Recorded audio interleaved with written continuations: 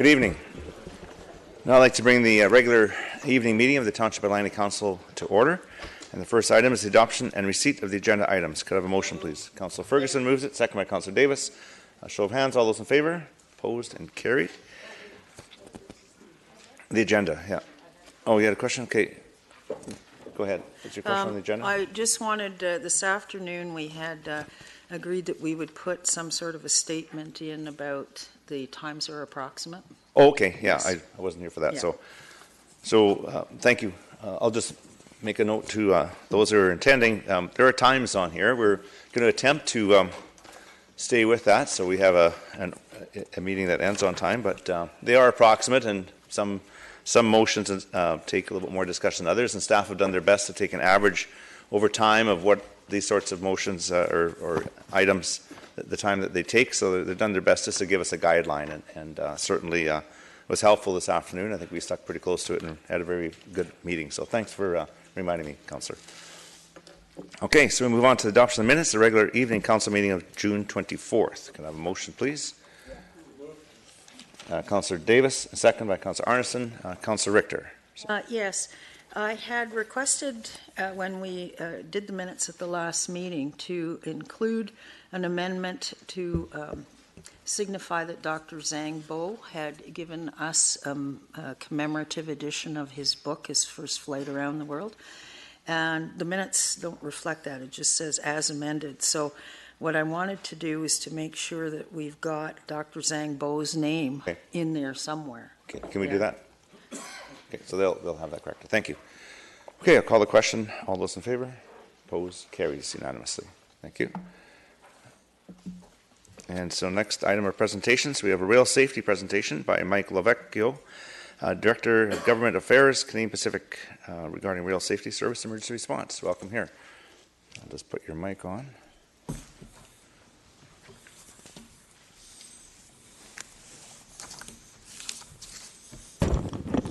Thank you, Worship. If I could, the mic picks up really well. So mic is good. Yeah. If we could Both get mics. the presentation up. Sure. Staff will help with that. There it is.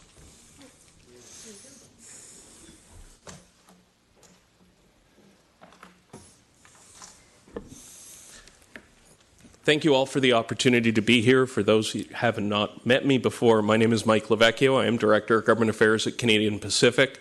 I've been in this role for about 6 years now. Always had really first-rate relationships with the township. We do appreciate that open dialogue on an ongoing basis. Now, tonight, my focus is going to be on rail safety, and I'm going to spend a lot of time explaining how it is we do what we do inside township borders. I'd like to open it up for questions as quickly as possible. So we're going to move very quickly through the deck that you have. If you have any follow-up questions, of course, you're welcome to ask at any time. I like to lead these off with a discussion of rail safety. CP has been the safest railroad operator in North America for over a decade, for 13 years. That trend continues this year, and that is, for us, one of our core values. Operating safely is a priority, will always be a priority. I'm going to skip this slide and refer back to it a couple of times throughout, but want to talk about what it is we do within the township. So CP currently operates 2 trains in, 2 trains out, intermodal trains. Those are the trains with the intermodal containers per 24-hour period into and out of Deltaport. We also operate a variable number of coal trains every day through the township. That coal is metallurgical coal originating at 5 mines in the East Kootenays, and it is, if you like, a 1,000-kilometer conveyor belt. Metallurgical coal is used in the manufacture of steel. In terms of our operation, the Page subdivision, as it is known, CP owns the chunk that runs roughly from 232nd through Langley Township, through the city, and then on roughly the Langley-Surrey border, it transitions to ownership by BCR Properties, which is a Government of British Columbia agency, and is known as the Port Subdivision, and that operates out to Tsawwassen and the Roberts Bank port that is located out there. CP operates on these tracks, CN operates on these tracks, a short line named Southern Railway of BC operates on these tracks, and a little to the west of you, Burlington Northern Santa Fe operates on the tracks. All the dispatching is done from a dispatch center located out in Tsawwassen and operated by BCR Properties. The mix of traffic is largely intermodal and coal. Within intermodal, we can have some dangerous goods present. They could be any sort of consumer good for which regulation exists. They could be a chemical of some type. It's important for all of you to understand that under the Canada Transportation Act, railroads operating in Canada are required to move all goods, regardless of origin, regardless of source. That is known as the Common Carrier Obligation, Sections 113 through 116 of the Canada Transportation Act. Equally important, the Rail Safety Act mandates that we move it safely. Finally, the Transportation of Dangerous Goods Act and associated regulations provide specific guidance on certain commodities which must be handled in a certain manner. So that gives you the overall regulatory framework under which we operate. We have a robust emergency program, and I'm proud to tell you that that involves Langley Emergency Services, principally your fire department. We do direct training with fire departments. We also have a remote training facility down in Colorado where we provide specialized training, and we have a partnership with the Justice Institute of BC and their facility out in Maple Ridge. We also have assets that we bring to the table. We have 2 firefighting foam trailers located in Metro Vancouver, one on this side of the river, one on the other side of the Fraser River. Those assets are available under mutual aid for fires that have nothing to do with our operation, and of course they're available for emergency response in our operation. We also have boom caches. We have transfer trailers. We have emergency command posts. As you can appreciate, running through the territory in which we run in North America, some of it extremely remote, some of it next to some of North America's most spectacular rivers, including the Mississippi, including the Fraser, including the Bow. We have to be prepared to deploy should an incident occur. We try very hard to avoid an incident, but where they occur, we are well prepared and well resourced to respond. When we do respond, we do so through our corporate emergency plan. That is available for anybody to see on the CP website, cpr.ca/hazmat. Post-Lac-Mégantic, one of the requests that came from municipalities across the country was better information sharing. And that is something we and the other railroads in North America have worked on cooperatively. Traditionally, information on what was on board a given train was carried by the conductor and presented directly to first responders when they arrive at the scene. That information was backed up through our corporate database and could be transmitted remotely by email, by fax, over the phone as needed. Following Lac-Mégantic, we took, and the requests that were coming in nationally for better information sharing, we took a common database of all rail cars in North America. If you notice when you're sitting at one of the many crossings here in Langley, you notice that each rail car has a unique set of letters and numbers on the side, kind of like a license plate. Those numbers, those letters and numbers correspond to a national database, an international database of rail cars. We developed an app as an industry which is available to first responders across the continent that gives them the ability to look inside the train and know what is in each car as it moves through, and it's searchable. Load in the rail car number, in this case RAIX 1102, and it provides the information immediately. It also provides links to the emergency response guide, which is published by Transport Canada, co-published by the U.S. Department of Transportation, the Mexican Secretary of Transportation.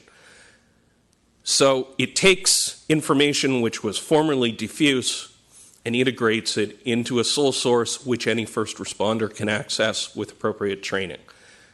Langley Fire does have access to this. It has made response a lot easier. It's also scalable. When we first launched the app, it didn't have some of the functionality that it now has. If you see it up the top right-hand side where it says View Train, if you click on that on your phone, you can now see what else was on the train, what's next to it, what's in the car 3 cars over.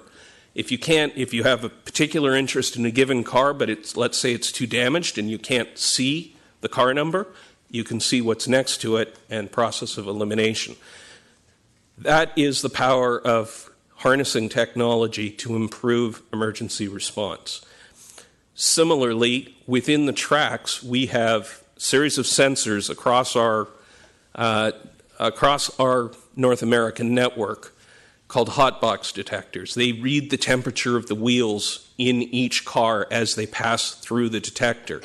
If anything is out of line in terms of that temperature, it sends an immediate signal to the cab, to the crew on board the train, also to our operations center in Calgary.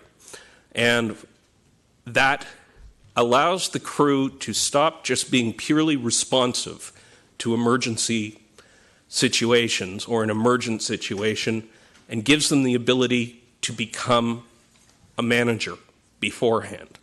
They can bring the train to a safe stop, might necessarily mean that a crossing is blocked while they get out and inspect. After they've made an inspection, you can make a determination. Do we set off the car? Is it safe to continue to the next location? What was the cause of that temperature variation in that wheel?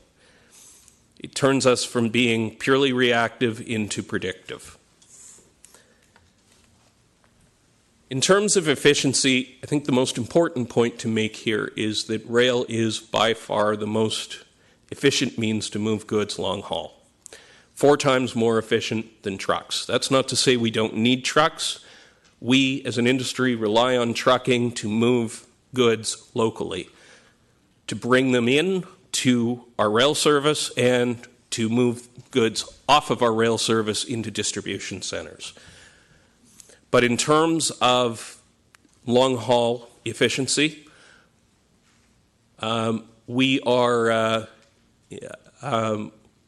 with that enhanced efficiency, it's also a cost savings because that is wear and tear that is not occurring on publicly funded roadways and highways. In terms of efficiency, for CP, fuel is our second largest cost after human resources. Anything that reduces the cost that we pay, which is in excess of $1 billion last year for diesel fuel, is something we're interested in doing. We have improved the efficiency of our locomotives significantly over the last decade. That process continues through a remanufacturing that we are currently doing with our fleet of locomotives. People do ask about the electrification of the tracks. If you're familiar with Europe, you know that that is it is commonplace there. It is not commonplace in North America. It's not to say that it couldn't be done, but so far the infrastructure is insufficient to make that happen.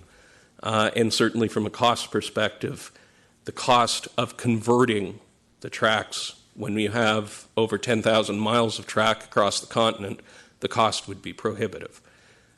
We do look at alternative fuels. We did a pilot a number of years ago on using biofuel. What we found is that it worked fine. It even worked fine in the prairies in the depths of winter, but the supply chain was not there to support it.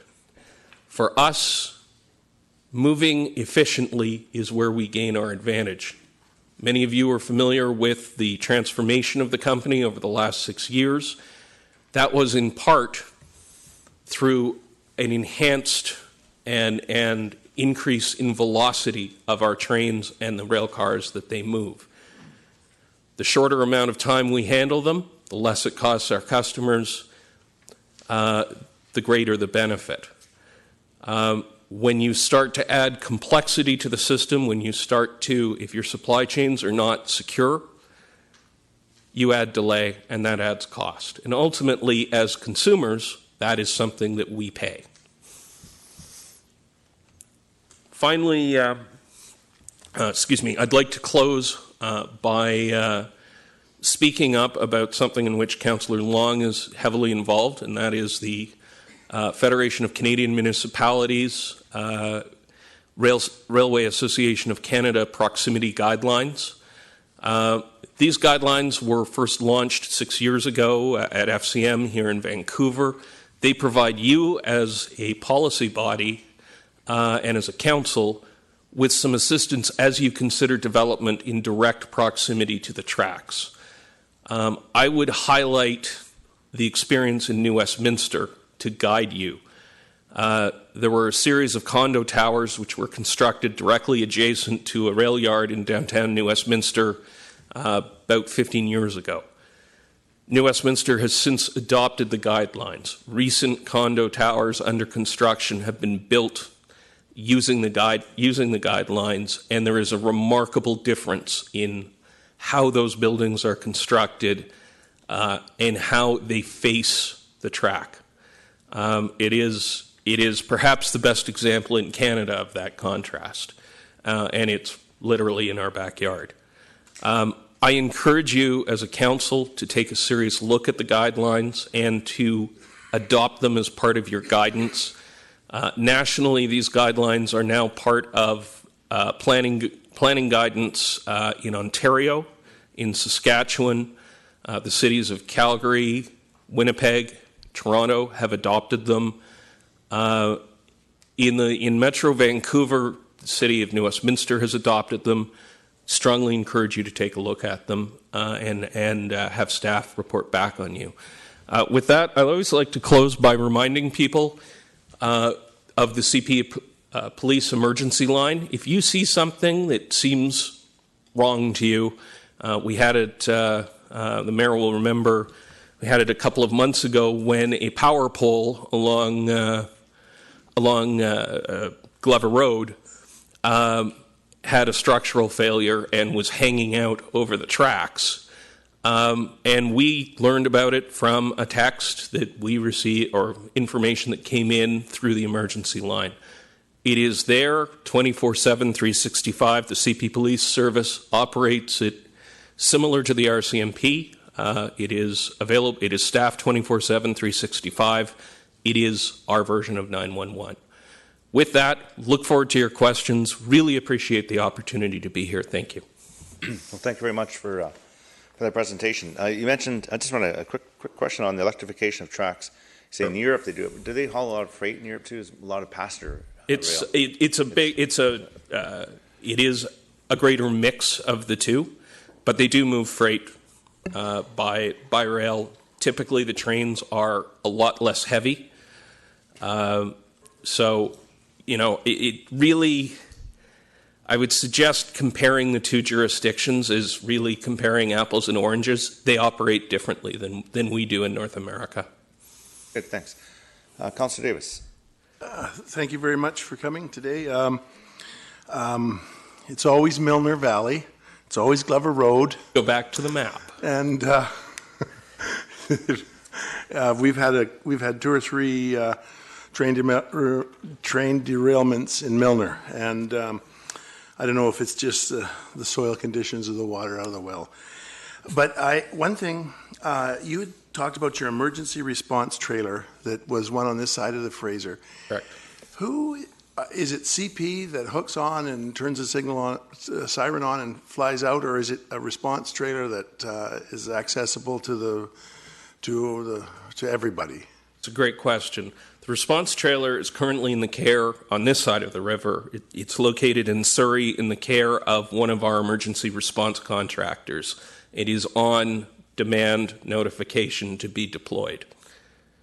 So if, for instance, let's say Township Fire Department required its use for some reason, they could make that request through the CP Police emergency line, and that activation would occur.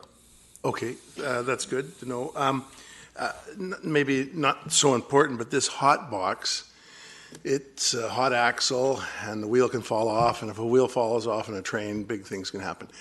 But where is our nearest hot box? Is it up the Fraser Canyon, or where would our nearest hot box tester be? They are located approximately every 18 miles. The closest one is just to the west of you. Okay. On the BCR Port subdivision. And that's a huge thing in safety, because you don't want the wheel to fall off. It's more than a wheel falling off. As bearings degrade, think of your own vehicle. As your bearings degrade, your wheel heats up. If if your wheel is missing, well, then the temperature is going to be non-existent. Either way, something has happened. And it gives the crew the ability to be more than purely reactive. We also have somewhat less spaced across the network what are called wheel impact load detectors, WILDs. These measure the force of the wheel on the track. Again, if you drive, not that there are any potholes here in the township, but if you drive over a pothole, you know what it can do to the wheel of your vehicle. It can make it out of round. Steel wheels work on pretty much exactly the same principle. An out of round wheel will exert force on the track that is otherwise uneven and could damage the track, could crack the track. You can hear it, thump, thump, thump, thump, thump, thump, thump, Correct. Depending on how fast Correct. it's going. So if those detectors are, again, outside a predicted range, because there is some variability, there's always going to be some variability.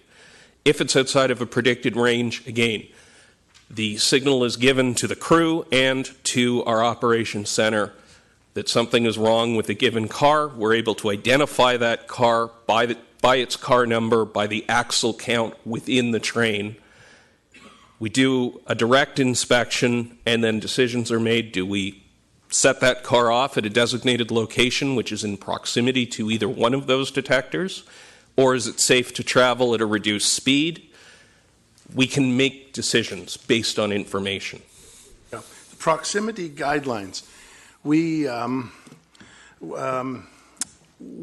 now are looking at a building that's right beside the tracks, and sometimes guidelines like that can really help out. It can not derail a project, but it can make it so that if there's other problems, so I think that's something that because the rail line goes right through it dissects our community, and I think it's a good idea. Just another couple quick things. Whistle concession, where they stop sensation. And I've always said this, and not everyone's going to agree with me, but I'd rather be woken up by a whistle blowing than have to go to a funeral, because whistles on trains serve a purpose. So I know that we're doing a lot of work on that, and there's going to be spots where right at the maybe just explain, right at the crossing, they're going to have the bell ringing so that it's focused not so much at everybody. Anyhow, I guess maybe I've explained that enough. But what I would say, first off, thank you for your observation that the whistle is a safety device. It absolutely is. It's the last line of defense for the crew. I myself am a qualified conductor. I've operated trains through the township. And I will tell you, we sometimes call it running the gauntlet. People choose to try and beat the train, and they do so taking a terrible risk. You cannot stop a freight train on a dime. These are heavy machines, complex machines. It takes time to bring them to a controlled stop, whereas a personal vehicle can easily be stopped. So while I respect the right that communities have to enact whistle cessation, and there's a very prescriptive process that Transport Canada has laid out to achieve whistle cessation, I would ask you, as you noted, Councillor, to remember the whistle is first and foremost a safety device and there to protect the public as well as our crew operating the train. Just a quick comment in conclusion here. Train time is any time, and your educational program, even if it's up at Thomas the Train or wherever in elementary schools, train time is any time. Not to walk on, not to, and I know you've given me heck too. Before when at Milner School, that was the shortcut down the railroad tracks, and that was 55 years ago. Anyhow, I can't let you leave because Earl Mufford told me he was going to kill me if I didn't give you a bad time about Glover Road Crush Crescent Crossing. Thump, thump, thump, thump, thump, thump, thump, thump, thump. Even this morning there was a truck that came across there and broke a spring. And I maybe this isn't the time to do it. I should do it at the CP meeting. But can we, somewhere along the line, because they make crossings all over this country that don't go thump, thump, thump every time you go by it. Is it the soil condition? 2 points on this. You will notice if you go by Crush this evening that there are crossing planks that have been delivered there. A new crossing is coming. It took far more work than anybody guessed when the initial request came to sort out between the township and the Ministry of Transportation who was actually responsible for the cost of installing them. It has taken the better part of 9 months to figure that out. Finally, it was figured out. So a new crossing is coming, but in terms of the overall design, there's a lot of consideration that is going to have to be given to sight lines, to under the new grade crossing regulation, which Transport Canada enacted a few years ago. Those come into force for every crossing in the country in 2021. So we're in the transition right now. With the very narrow strip between Glover Road and the tracks, that may pose a problem. Yeah. And so I would suggest to you there are no easy solutions. But this council in the past acted when Deltaport was being expanded before. It's something you might want to consider and consider with the Ministry of Transportation as to what it is that you would like Glover Road to look like in the future. And you've got a clock running in terms of the federal regulation. CP will absolutely be at that table, but it is ultimately a decision of the road authority. Thank you very much. I've taken far too much time, but thank you for coming today. Thank you. Councillor Long. Did you guys go to school together or something like that? Did you walk? The train guys. Train. Well, I'm a train guy too. So anyway, thanks, Mike, for your presentation. And I don't know if everybody knows, but the Air Chime Industries, which was started in 1954, and they manufacture train whistles, are right here in Langley. Yeah, they're down in Gloucester right now. So we don't want whistle cessation. We want more whistles. Yeah, because that's right. It's good for our economy to sell those whistles. Thanks for mentioning the proximity guidelines. And I'm pretty sure that during Rail Safety Week a couple of years ago, we did adopt part of the guidelines, but we'll double check that at the end of the meeting. Thank you. Ask staff to look into it, and I was involved in the initiation of that with FCM, right. as you mentioned. And I just want to leave with a question then. Now, the rail advisory signs. Now, I don't know if this is exactly under your umbrella or not, but they've been up there now for a while on Fraser Highway. There was a tarp over it that's blown off. They're still inactive. When do you think we can see those activated? My understanding is, and you're correct, this is not a project that CP is leading. This is a project that is now being led by the Ministry of Transportation. My understanding is it will be activated later this summer, following, I think they've been doing some testing on it recently. But it is not a project in which we have led. We have provided some technical expertise as requested, but ultimately, similar to other systems that are in place around North America, it is the road authority that operates it and operates the roadways, so they have taken the lead in terms of its development and deployment. Thanks for that. We'll get staff to maybe check into that. Thank too. you. Thanks, I think you're right. I think you're right, Councillor. And forgive me for not remembering that off the top of my head. Okay. Well, thank you very much. There's no further questions. Appreciate your presentation.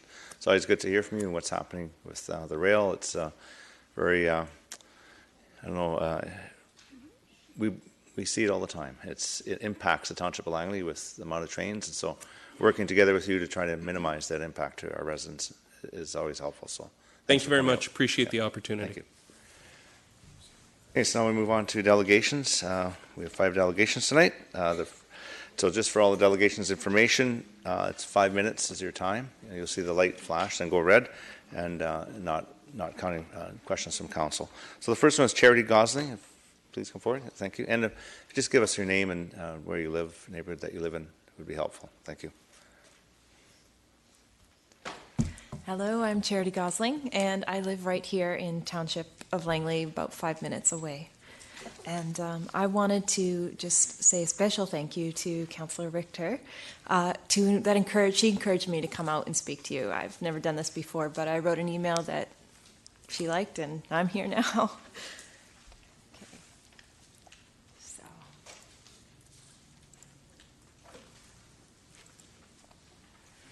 Okay. Okay, so I am a homemaker, I'm an artist, and I am an author. I'm also very passionate about recycling, maybe a little too much so. I have composters in all my bathrooms. However, even a motivated and informed resident like me encounters several daunting challenges for recycling beyond the blue box. And I'm here to share with you why I think Township of Langley can benefit from our own one-stop recycling depot. So, first, I wanted to share with you some of my personal challenges. For instance, the What Goes Where tool online that you have is amazing. I've recommended it to friends and family. However, it doesn't cover everything. It could still be difficult to understand the differences between different types of soft plastics, for instance, and sort them into the appropriate waste stream. I've got up here the difference between Raisin Bran and Raisin Bread. The plastic inside the Raisin Bran box is crinkly, the Raisin Bread is soft, they go into separate waste streams. And my husband still can't figure it out. So I believe that a one-stop depot would be an education opportunity for how to get the right materials where they need to go and get the plastic out of our garbage. It would be a huge reduction in garbage. Also, I do have a concern regarding our third-party recyclers. Recent media coverage of Canada's garbage fiasco in the Philippines has shown us that we are not always aware of just what our third-party recyclers are doing with the waste that we give them. Now, I would like to note that BC does a fantastic job, especially through the Recycle BC program, when it comes to working with our third-party recyclers and waste management, but it's not perfect. And I think that I would like to see increased transparency around this issue. And I think actually having our own recycling depot would help with this. Finally, the biggest problem with recycling beyond the blue box is just access to those third-party recyclers. It's been my experience that our local recycling partners are operating beyond their capacity to handle. They frequently change what materials they can take, parking is sometimes impossible, and the capacity for certain materials, say styrofoam, is frequently full as early as 9:30 a.m. I get around this by trying to get to know the staff there, and they're always like, come back on Thursday before 10, I can get you in. Not an ideal solution. So, for these reasons, I believe it's time for the township to explore the benefits gained by running a one-stop recycling facility. First, there are employment opportunities and training opportunities for our community. Also, it is a potential revenue stream. One thing, while I was doing my research, I noted that the city of Burnaby operates an eco-store at their facility where they sell composters and rain barrels. I'm not saying this is going to bring in a lot of cash, but I'm going to say it will be a valuable resource to our community to easily be able to go access those things. It's going to be a reduction in public dumping. Also, a one-stop location can lead to lower levels of contamination in our collected materials, producing high-quality, in-demand raw product for sale and then reuse. The environmental benefits, again, reduction in public dumping makes it a lot easier to recycle, less contamination of our land and water. Also, it's a one-stop versus the 3 that I usually do in my admittedly SUV carbon-burning fuel mode of transportation, and reduced waste in our landfill. Social benefits. These get me a little more excited for some reason.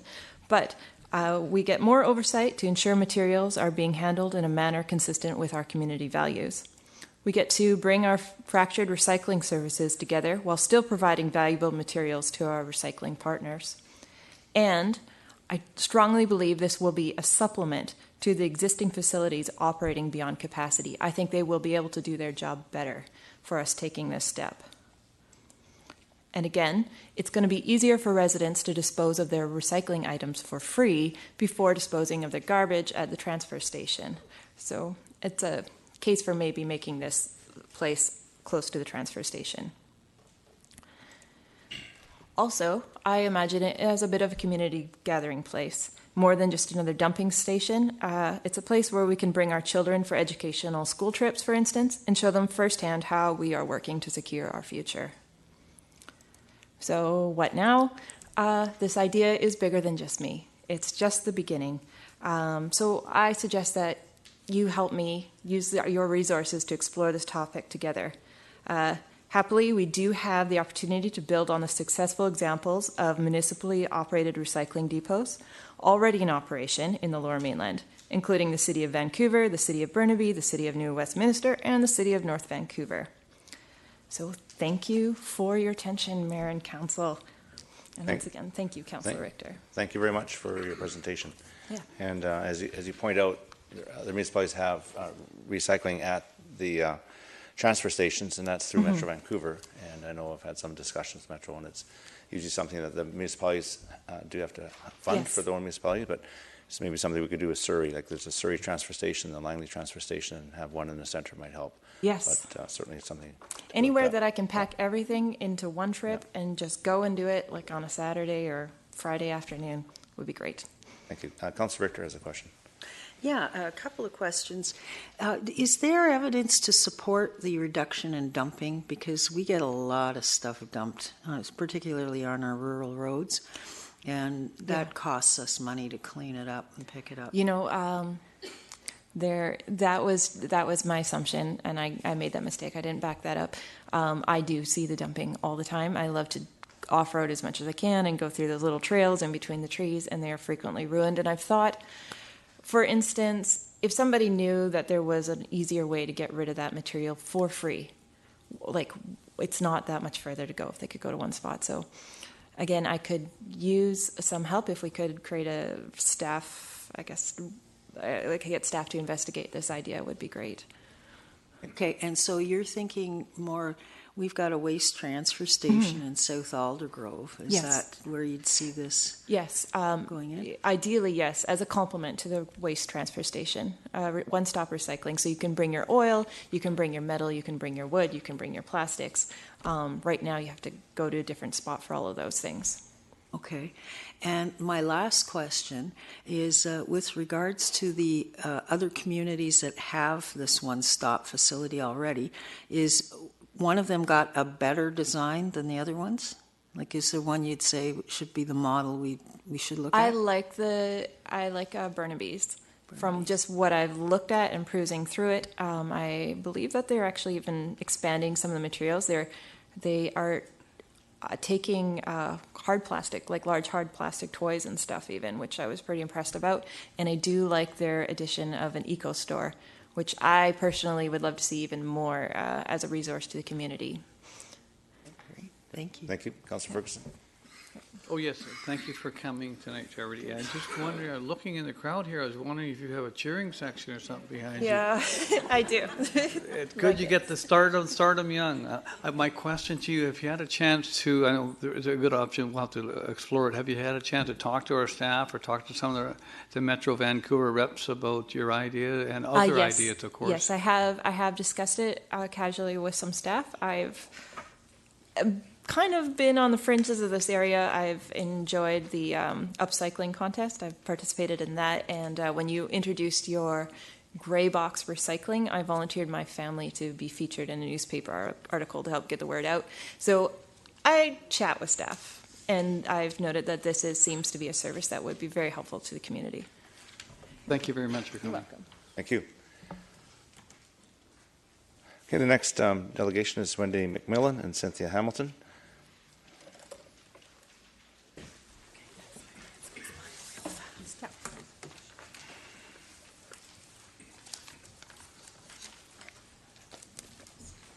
Just wait for me to get it up. Shut up, that's not us.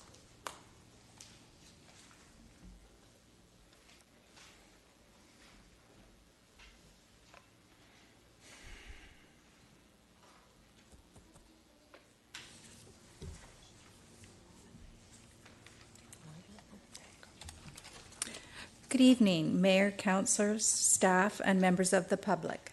My name is Wendy Mcmillan. I live at 8157 207th Street. And I'm Cynthia Hamilton, and I live in the David Jones Heritage House. We are here to ask for improved and additional signage outside and inside the athletic playing fields in Yorkson Community Park. Currently, although the signs at the small and large dog parks are marked, the signs and print are so small one has to walk right up to it to read it. They have proven to be ineffective on a daily basis. Inside and outside the athletic playing fields, owners let their pets run free. I personally walk in the Yorkson Community Park every day and see this infraction most days. We need improved signage for athletic playing fields.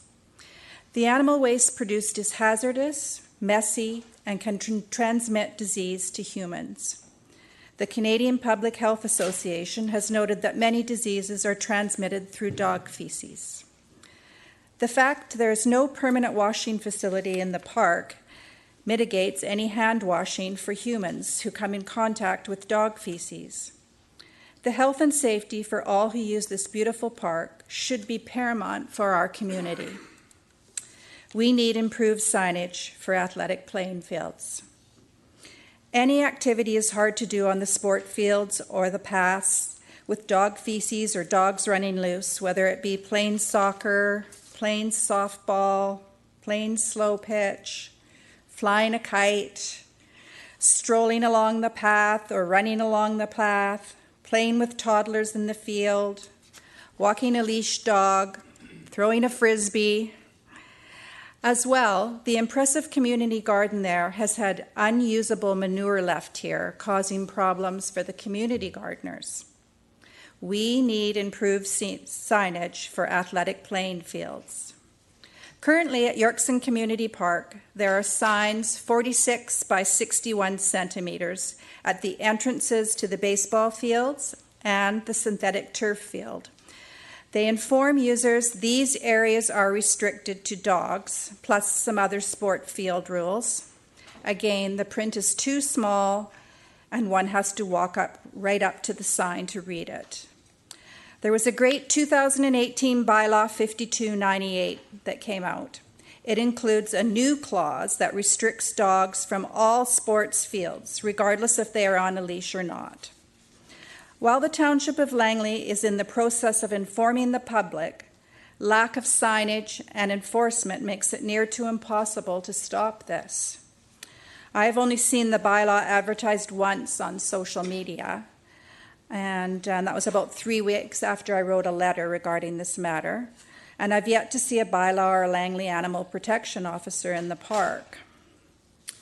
In fact, many people believe the rules don't apply to them, as was noted on social media with the comment of, "Rules are made to be broken." In conversations with other users of the park, we have found by politely telling people about the bylaw, the response to us is verbal abuse or a dirty look.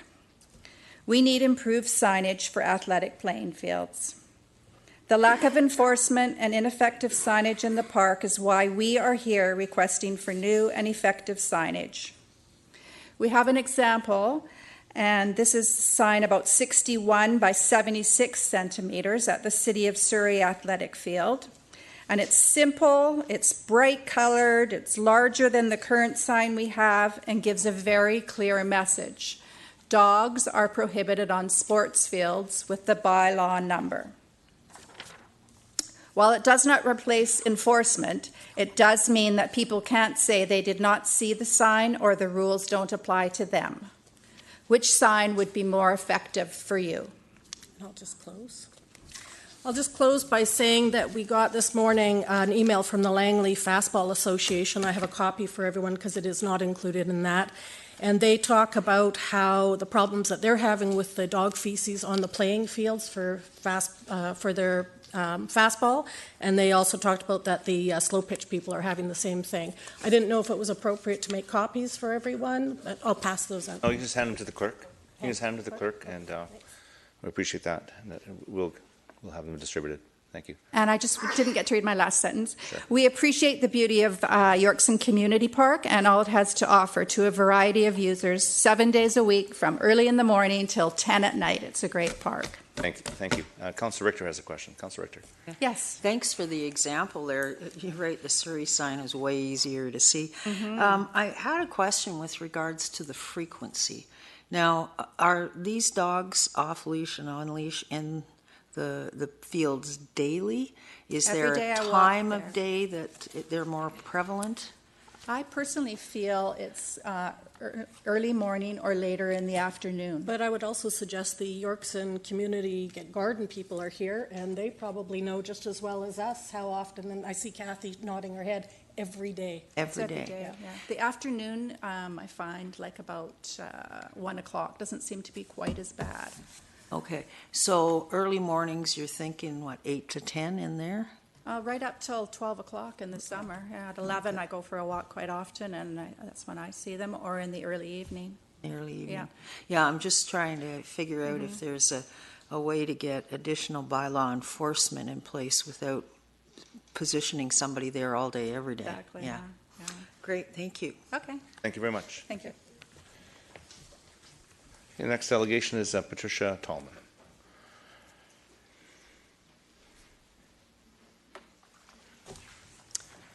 Good evening, Mayor and Council.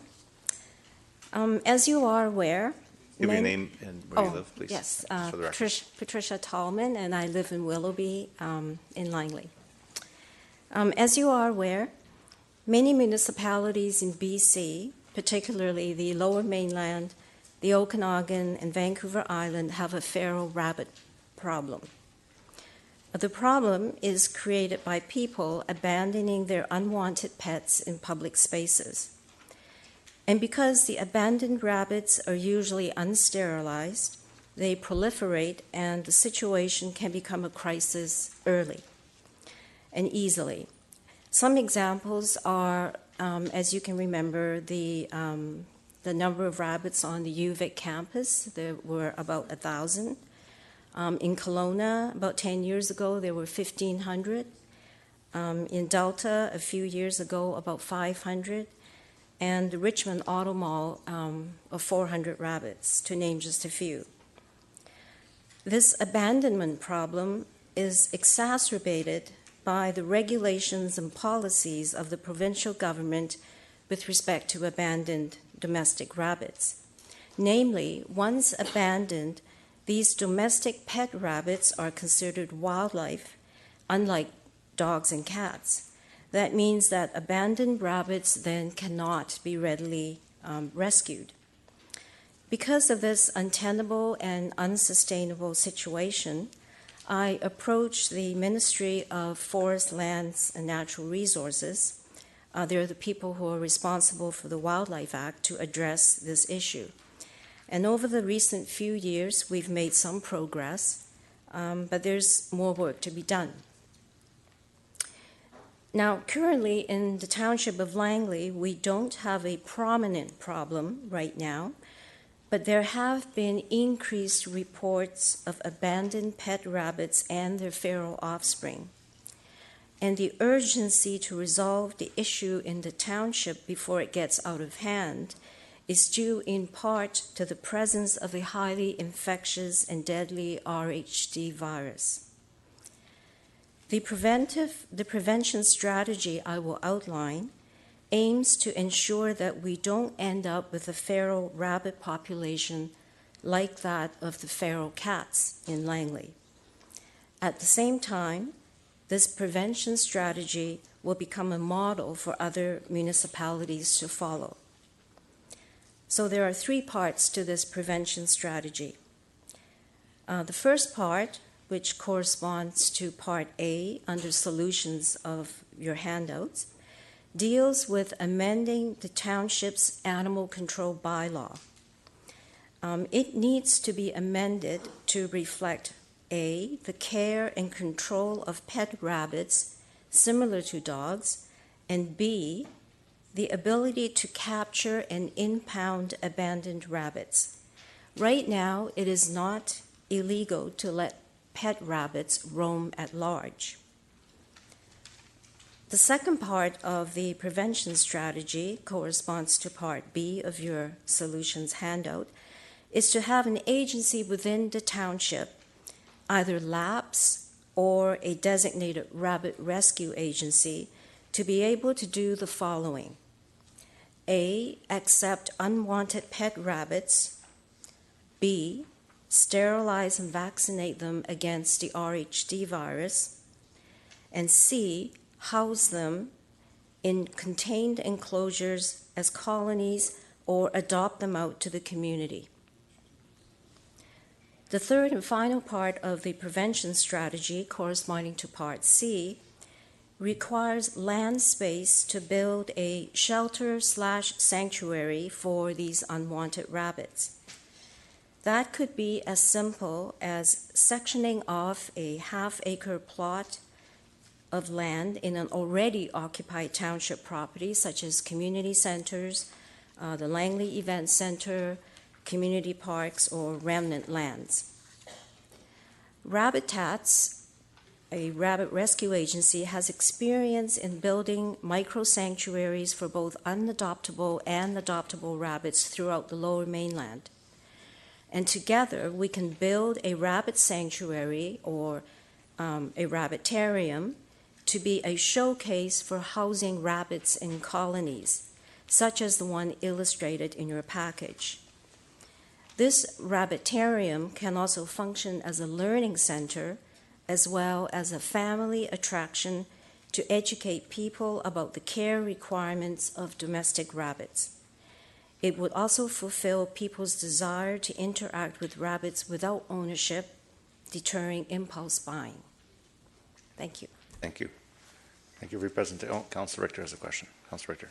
Yes, and it was very informative, the meeting that you had with a couple of us from council last week.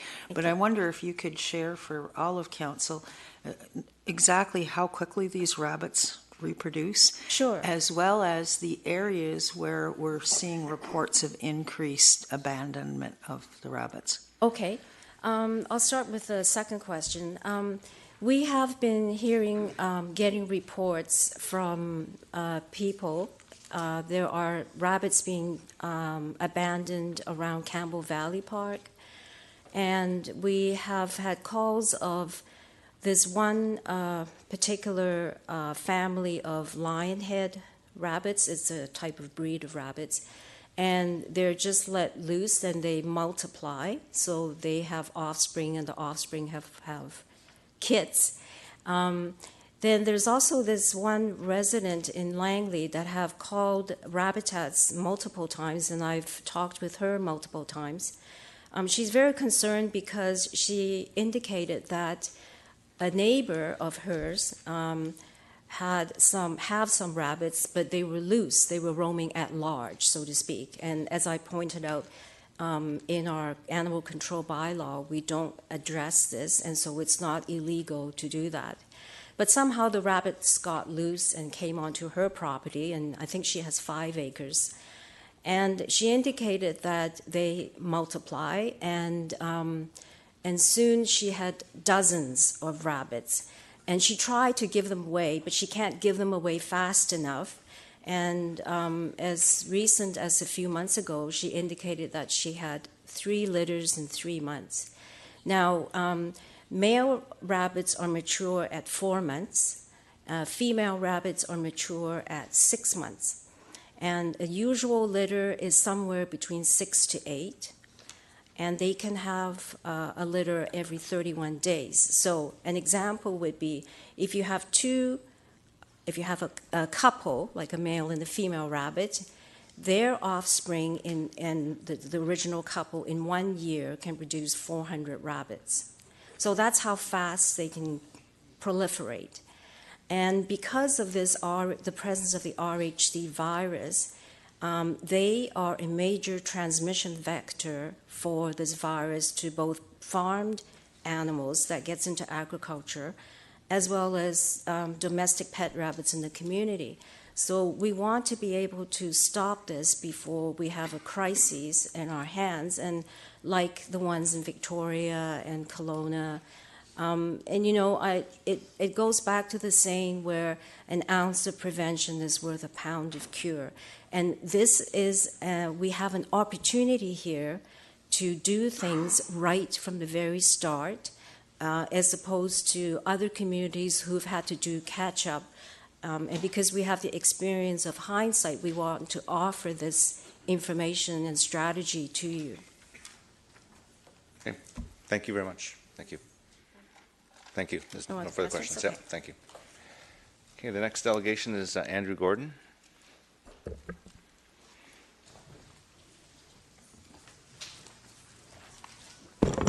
Thank you. Pop up in the presentation.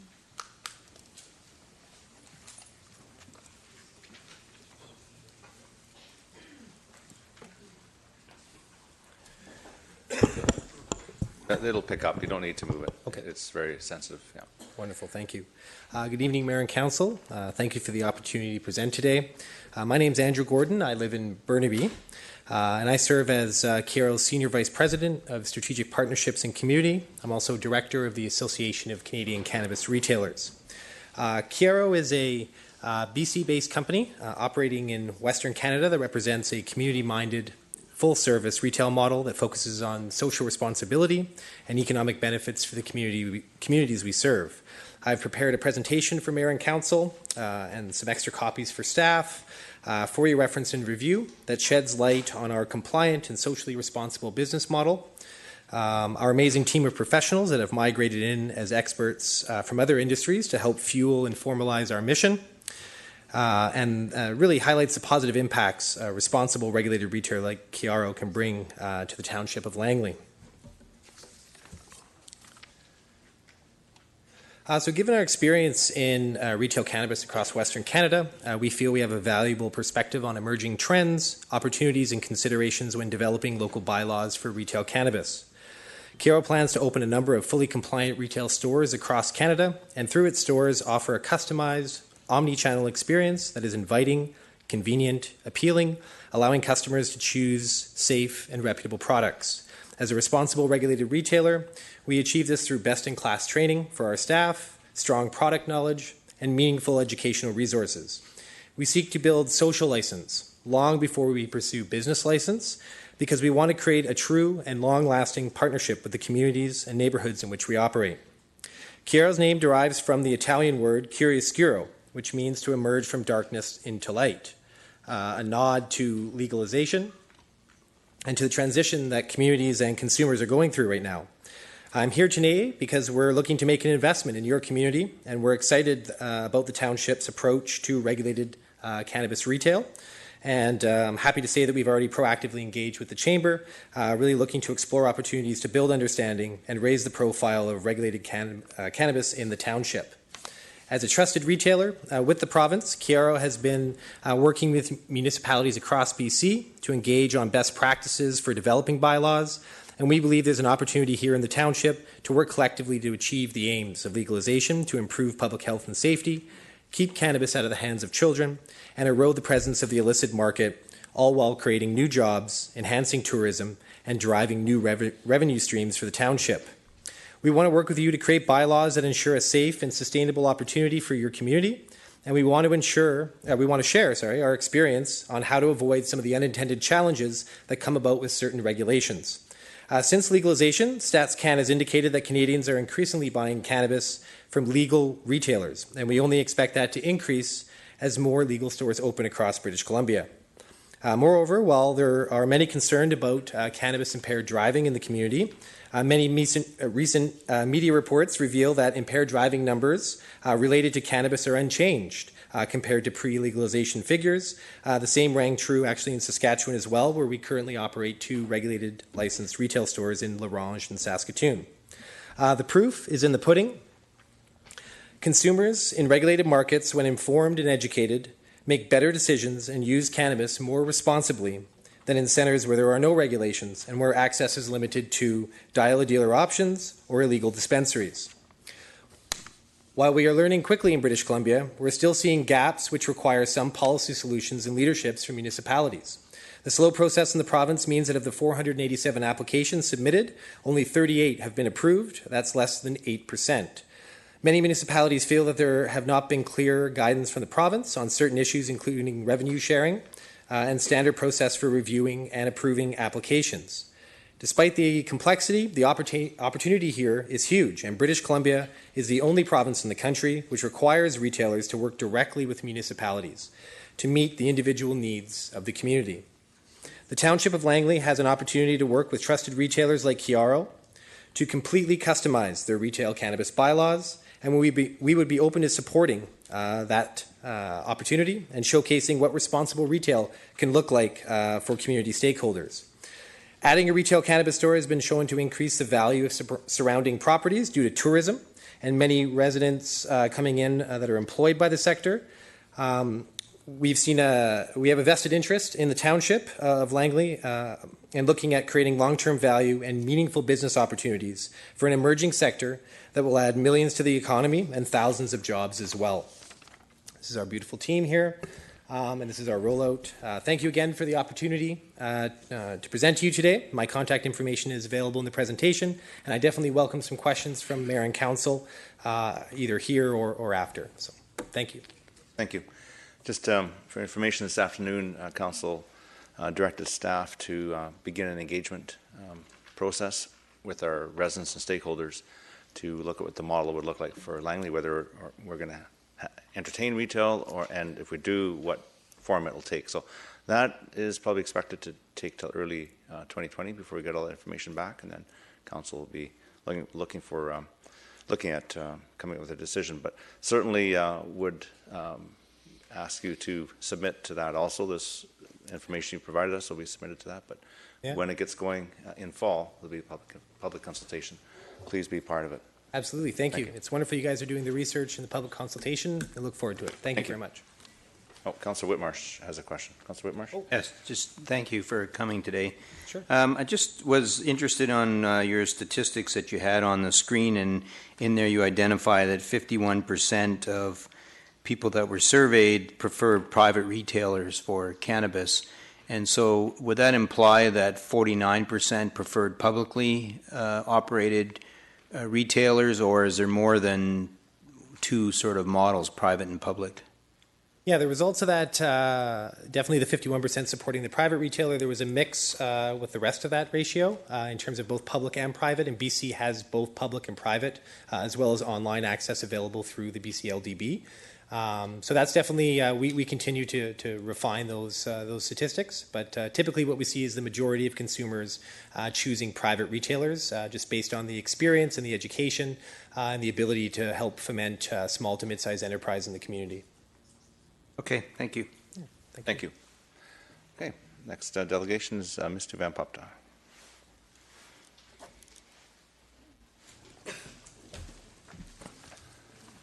Welcome here. Do I need to state my name and address for the Yes. record? Yeah. Misty Van Popta, Royal Street in Fort Langley. What are you putting that? Is yours a PowerPoint? No, it's just a map. Wrong glasses. Do you see that here? Is it that one? Yes. Except for it doesn't show the fort. Can you slide it down? There we go. Okay. Hello, Mayor Froese and councillors. Thank you for letting me speak to you this evening. Today I'm here to bring to your attention something that affects me on a very personal level, and that is the loss of enjoyment of my home. In the upper northeast corner of Fort Langley, situated on a hill overlooking a bluff to one side and a river to the other, is the Fort Langley National Historic Site. Surrounding the walls is a lovely field, roughly 3 acres in size. This random open space also fronts 2 streets in an established neighborhood. I live on one of these 2 streets, 4 houses away from this idyllic setting. I live close enough that the chickens inside the fort walls actually wake me up in the morning. I have been in my current home just shy of 10 years, and it is my sanctuary, literally. I'm a single mother who works multiple jobs just to keep the roof over my head. I've never taken my kids on a vacation that my parents actually haven't provided for us. My home in the summer is my vacation spot, and it is where my friends, family, neighbors gather in community. Over the past 2 to 3 years, the field at the fort has become the Wild West of money-making ventures and rentals of convenience. The fort is now hip and cool. Between grand fondos, marathons, beer festivals, private weddings, parking lot rentals, music festivals, movies, and other various events, the congestion and activity around the fort is constant. The truth is, the fort is not an event space. It is not even a park. The fort and its surrounding field is federal land, thus not under the jurisdiction of the township. When events are held there, they are unpermitted and can be run in any manner. Unless there is a road closure, the township is completely out of the loop. There is no governing body that is ensuring that there are adequate safety considerations, proper crowd and traffic control, crowd disbursement measures, or parking and noise concerns addressed. Do we even know what volume of people is acceptable on a field this size? Every year it increases. Are 2,000 people safe? What about 10,000? If a daytime event with crowds that trickle in and out can result in drunken vandalism in the daylight, can you imagine what 4,000 drunk patrons dismissing at the same time in the dark could do? But the worst part is not having any requirements for engaging the surrounding neighbors. Just last summer, my neighbors got married in their backyard. Could you imagine how devastating it would be if 10 weeks out from your big day you found out there was a music festival 5 houses away and nobody told you? Being a neighbor to the fort, you expect a level of disruption and activity. But there is a threshold of acceptable usage and frequency that has now been crossed. One-day events are not as impactful as multi-day events because we neighbors at least have options other days on the weekend to still enjoy our home. But when a 4-day nighttime music festival can be planned with complete unawareness to those directly impacted, and then our concerns are dismissed when we do find out, we have come to the point where it starts becoming disrespectful. When the last long weekend of summer, you have no other options to carry on with your own summer traditions or have the ability to get back into quiet routine before the kids go back to school, it becomes an unacceptable loss of enjoyment of your home. This isn't a case of buyer beware. We don't live beside a park. The difference between Millennium Park in Cloverdale and Holland Park in Surrey, who both host large nighttime events, is that they are held at legitimate parks that encompass proper lighting, multiple egress points, parking lots, they front major streets, and they are scrutinized by City Hall. The fort has 2 exit points, the surrounding streets are pitch black, and there is only street parking available. Even if off-site parking is provided, the amount of time it would take to move thousands of people out at the same time would take hours. So now I am faced with a loud mob of drunk people either walking past or hundreds of cars filing past my house after 10 p.m. 3 nights in a row. And how is it that a music festival is even compliant with the noise bylaws?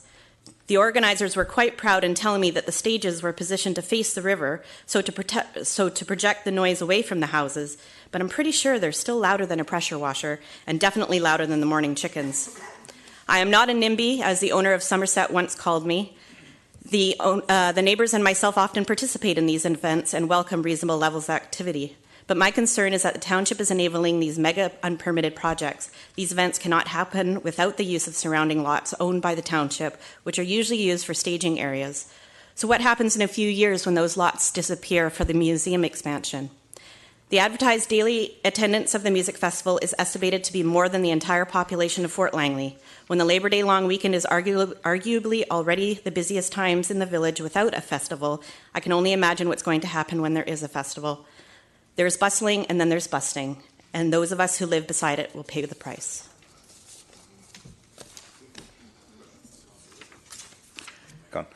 Councillor Richter. Thank you. So you live fairly close to this site, obviously. Four houses. Four houses. Now, there was an event up there this summer, a beer and wine festival. Yeah, that happens every May Day, or every May long weekend. Okay, and was that disruptive? You know, that one's been there a couple years. You get used to it. You know to block off in front of your house, so that your own guests can come to your home. Again, I'm not here to complain about. I'm not trying to be a party pooper. I really am not. One-day events, it's fine. One-day daytime events, it's fine. But because, for one event planner, it's just one event for them. But for those of us who live there, there's multiple events. It's all the time. It's chronic. And so this last Somerset Music Festival is actually just kind of the straw that broke my camel's back. So yeah. So 4 days is too long, is what I hear you saying. You're okay? I literally have no options for the Labor Day long weekend to enjoy a quiet evening at my house. So is there like a time, a window of time that you would think is okay? Like the music needs to be shut down by 6? Or? Well, I mean, the regular bylaw is 10 p.m. But I think my concern is not necessarily only about the noise or the sound. It is literally the only nighttime event they've actually ever held there that I'm aware of was a few years ago. They had an outdoor movie theater presentation, and we watched Beauty and the Beast at the fort. Watching all of those people leave at that hour was actually very scary. All those side streets they're humped. They're the old aggregate concrete. They're very narrow. So you've got the cars parked on both sides of the streets, and then you got the people filing down in the middle of the streets just to get to their vehicles. Most of those streets up there are very poorly lit, if lit at all. So sometimes, you really actually are quite concerned for the safety of those. But for me, knowing that there's vandalism after a daytime event, the amount of vandalism that can happen. And again, this is mass exits. The concert ends, 4,000 people or whatever is in attendance is leaving at once. It's not like the beer festival where people are coming and going and coming and going. That's not as, as disruptive. So it's the safety thing that's really... It's multiple factors, but yeah, safety is definitely one big thing. It's been suggested to me to just leave my home for the weekend, but in all honesty, I don't really feel safe leaving my home unattended in this type of... It's never been done before, so for me, if it was a one-time, one evening, test it out, see how it works, see what the lessons learned are, but to go full force into, every night, and what if what's planned wasn't enough? And here we got 2 more nights after it. Okay. Last question. I know they did have music up at the May Beer and Food Festival. Were you able to hear that in your backyard? Oh, yeah. Music? Oh, yeah. Oh, yeah. Okay, so it is loud. Well, yeah. If I hear the chickens, I hear the music. Okay. All right. Thank you very much. Thank you. Councillor Woodward. So it sounds like you attempted to speak to the organizers about your concerns. Is that you did do that? Yeah. So what had happened was that there was a business launch of this event. I got wind of it because I have friends in town that have businesses. And I was literally absolutely floored that as somebody who lives beside the fort, we had no clue. And this is 80 days out from the event. So I did call one of the organizers myself and took it upon myself to get information. It was about a week after that phone call that a pamphlet with various levels of information were distributed to the surrounding neighbors. So yeah, I did. I had a very long conversation. I've talked to two, or actually as of 1:30 this afternoon, I've talked to all three of the organizers. But I had talked to the main, I'd talked to Paul, who is the organizer, the main owner of the event. That conversation didn't go so awesome. And I have talked to the fort directly myself, talked to them for about an hour. The level of compassion actually came from the fort. Only because for them, they are finding themselves fatigued with being able to staff these events as well. And then I talked to Jonathan today, and he was very, very kind. So, I had one more question. A couple more questions actually. So, what is your ask of council though? Like, what is it you would like us to do, given that the land is federally owned? Well, what you could do to help would be, I mean, ultimately, in a perfect world, multi-day events are exhausting. So I would ask that things be left to single-day events. Definitely not at night, and it's just not safe. There's 2 egress points. Unless we're talking, I'm not worried about the jazz festival. The attendance is not what a major music festival is going to be. But I definitely I'm not in favor of the nighttime aspect of it because it is so dark and unsafe up there. I'm also asking for bylaw enforcement and patrols during these events. I am asking for that if the township is approached for land rental, or if you're issuing road closure permits, that you at least consider and respect the residents, and that you make sure that we matter. Ideally, we should have some sort of strategy plan that addresses the we need to have an engagement plan, for one, with the neighbors that actually live here. And we need to have a strategy in regards to the size, the duration of events, the time of the events, the noise, the congestion considerations. So those are my asks in this process. Okay, so and also you mentioned parking. So I'm assuming because I know the Cranberry Festival has some of these issues as well, and they provide shuttles into the village. And maybe, do you know, like, for some of that event, you probably wouldn't, maybe we'll hear from them. You probably don't know if they have a parking management plan. Actually, I only found out this afternoon. I was talking with one of the organizers today, and he had told me that they have parking, I think, for over 1,000 vehicles at the field at the bottom of the bluff, which to me kind of goes, whoa, how are those cars getting in and out? I don't know if it's coming off of River Road or not. I haven't got that information yet, but that's... So at this point, it's at a field at the bottom of the hill. Let's just hope that it hasn't rained for a week before that, because if I go to an event and I know that if I'm parking in a field, if I can park on the street, I will park on the street, because I don't want to be waiting 5 hours to get out of a field. But when it comes to Cranberry Festival and things like that, again, because they're one-day events, we actually are fine with the chaos, right? We participate. We're a part of our, I've been here numerous times. You've all seen me here advocating on behalf of Fort Langley. I'm not here as a NIMBY saying, let's stop it, but let's at least have some sort of balanced approach to what we're doing. Okay, thank you. Thank you very much. Oh, sorry, there's one more popped up late. You guys have to be a little quicker on the buttons there. I just want to say thank you very much for coming, because when I read your delegation, and I thought to myself, what could we possibly do? So preemptively, I was trying to consider the township's role in this, and I think it somewhat mirrors what you just said, creating a framework or strategy regarding major events in the Fort Langley Village based on the balancing of interest and community concern. So, I just thank you for bringing this to our attention. It was very helpful and informative. Thank you. Thank you. Great. Great. So now we'll move on to bylaws for first and second reading. F1 is rezoning application number 100580, Urbanex Walnut Grove Development Corp., bylaw 5489. Could I have a motion, please? Councillor Ferguson, seconder. Councillor Whitmarsh, discussion on F1. Seeing none, call the question. It carries unanimously. Move on to F2. This is rezoning application number 100489 and development permit application number 100935.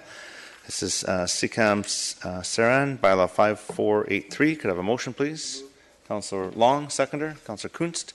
And Councillor Richter, question. Yeah, I had a question. What exactly is a semi-detached lot? Is that like a semi-detached house? Mr. Seffi? That's correct, Your Worship. Okay. All Okay, right. thank you. Just Okay. wondering why you're not calling them houses then. Okay, thanks. All right, I see no further discussion, so I'll call a question on F2. And it carries with Councillor Richter, Councillor Arneson opposed. And we move on to F3.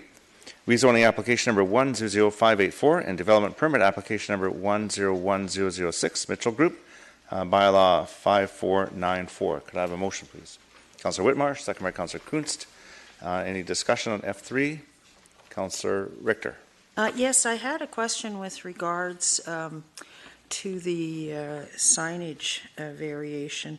So what exactly are we going to be allowing them to do? Put up higher signs? Is that what the intent is up at the highway there?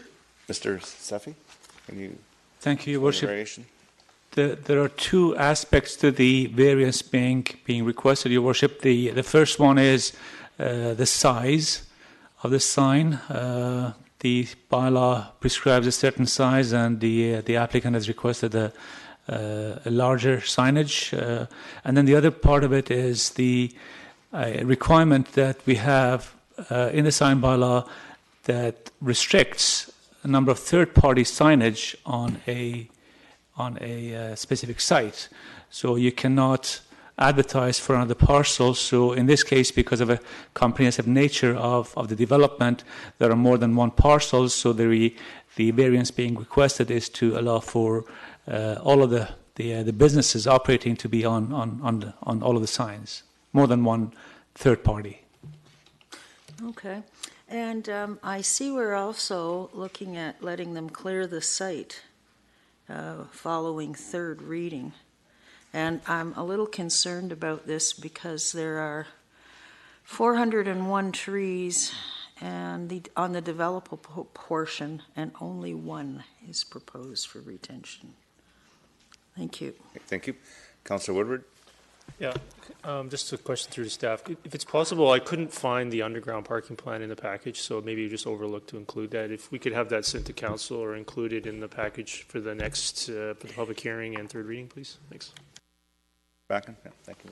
Thank you. Yes, Your Worship. Your Worship. Thank you. Councillor Arneson? Yes, thank you, Worship. Undoubtedly, I believe this will go forward, and but I do have some comments to make about this building. It just strikes me as an opportunity that potentially could be, you could capitalize on a couple of issues related to some of the significant loss of the trees that were just referenced. And so I did note, I thought it was really great that there's going to be, I'm going to call it a partial green roof on part of the back portion, I believe, of the hotel. And I thought it would be very helpful to consider some of the balancing of the loss of the habitat if one could consider also putting green roofs on top of the office buildings that will be on the same site. My other comment has to do with the energy conservation, and I know these are things that are negotiated with staff, but I just look at the longevity and the fact that this is going to be an iconic building in our community for a long, long time. And I really wish there could be some consideration of going from a step 2 to a step 3, because our energy bylaws and codes are changing, and we have to look at what it is that we are creating, not just for today, but also for the future. And on a similar line, I really think, even though I believe the report said there were 35 EV charging stations, that there could be a lot more to provide service to people who are coming to work and stay on that site. So these are just my comments about it. Thank you. Councillor Whitmarsh. Yeah, this is, I think this is a wonderful project that is something that Langley needs. We need more hotel space. We are certainly increasing in tourism in our community, particularly around sport tourism, which is very successful for Langley, really the capital of Canada, and we lack hotel space. So this is a very innovative project that is coming. It's going to replace the trees that are being removed. It's going to replace them in places where they fit and fit well. and put in good trees that will be help our environment as well as the green roof. So I think there's been a lot of consideration put forward around environmental concerns, as well as creating a real fantastic facility that Langley can be really proud of. So I think this is great. It's right at the near the freeway. So I certainly support this, and I look forward to hearing the feedback at the public hearing. Thank you. Councillor Ferguson. Thank you, Mr. Mayor. I did want a couple of quick. The first question is this is the application that was a presentation this afternoon, if I may? No, it was another one? No, okay. That's correct. It was not this one. Okay. So I did want to say that going through the report that we still have to have a public hearing first, and I wouldn't want councillor making their minds right now of what they're going to do. We need to hear from the public. It looks like the applicant has spent some time and effort with our staff and looking at our bylaws and looking at the necessary steps required to proceed. I think it's important to note that, yes, there is a need for tourism and sports tourism as well, but it's also important to the form and character and having good quality product. I'm familiar with this application and this owner before. They built quality product in the past, and we look forward to the same thing, but I would also like to hear from the public, a public hearing as well. Thank you, Mr. Mayor. Thank you. Okay, see no further discussion, so I'll call the question on F3. Carries with Councillor Richter opposed. We now move on to bylaws for first, second, and third reading, and this is a G1 Subdivision Development Servicing Bylaw, bylaw number 5382. Could I have a motion, please? Councillor Ferguson and a seconder, Councillor Long. Discussion, Councillor Richter. Yeah, a couple of questions. Number one, why are we not sending this for public hearing? We're treating it like a regulatory bylaw. Should it be sent for public hearing? Because it's a regulatory bylaw, I believe it's Mr. Backen, maybe you can explain this. It's not a rezoning. Thank you, Your Worship. As you were referencing, this isn't actually a rezoning bylaw. It's really the process by which we process subdivision applications and the surrounding documentation that goes with it. So, as such, it's considered a regulatory bylaw, and Council can process it as such. Council always has the option of seeking public consultation. However, this is more of a dry matter. It's going to be, again, things like ratios and analysis as opposed to the actual uses that are of more interest. Okay, well, I'm just wondering what the impact of these changes or the overall impact is going to be on development. So I would like to move deferral of this for a staff presentation. So I'd make that. Mr. Backen? Certainly, Your Worship. In anticipation of the question, though, Mr. Seffi does have slides available if we wanted to at least start the process. Or perhaps we can just hold on to that. Maybe this will help. So, Mr. Seffi, if you could provide your bit of a briefing on Thank you, Your Worship. Thank you. As Mr. Backen referenced, Your Worship, this is a regulatory bylaw that does not require a public hearing. I guess to start off with, I will inform Council that the last time that the bylaw was updated was in 2012. So we typically would like to keep all of our regulatory bylaws up to a level of currency. And this one in particular, because of its impact on the development community, we'd like to make sure it's up to current standards. Since 2012, there have been a number of scientific and technological advancements that we would like to incorporate. And for the most part, I would call this bylaw amendment actually a housekeeping amendment, with the exception of, I guess, 4 or 5 key areas that I will highlight for Council very quickly. The first one, Your Worship, is pursuant to what we have heard from the community and Council in terms of parking opportunities. So whereas the current bylaw requires provision of on-street parking on one side of the street on local streets, the proposed bylaw standard requires 2 sides parking as well as two-way traffic. The second part is a companion to what Council considered earlier today in the afternoon, to be referred to the 2020 budget process, and that is a requirement to transfer our streetlights to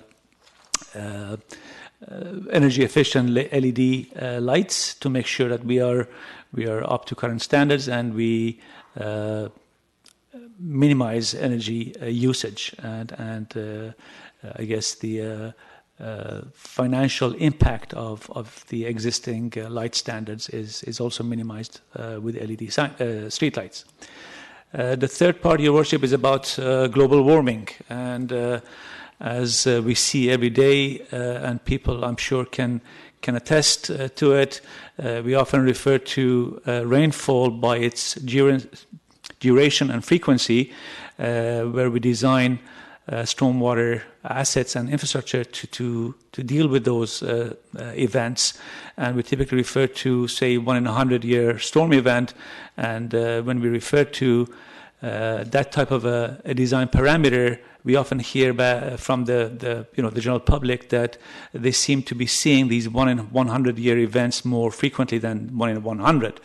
And the fact is that they are occurring more rapidly, more frequently, and the bylaw now requires a new set of design parameters, if you will, with respect to stormwater management design requirements, which actually means more volume to be detained on certain sites.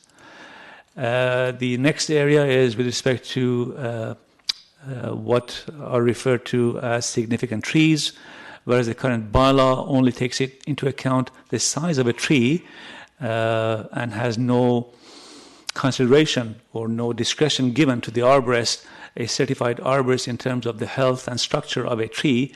The proposed bylaw does provide for that, in that it does not take into account only the size of a tree, but rather certification from an arborist. And finally, the incorporation of what we refer to as master municipal construction documents. These are documents that are relied upon by the construction industry throughout the Lower Mainland. They have recently moved from the gold version to a platinum version, and the proposed bylaw incorporates the platinum version. Thank you. Thank you. Councillor Richter, I know you'd ask a question for more information.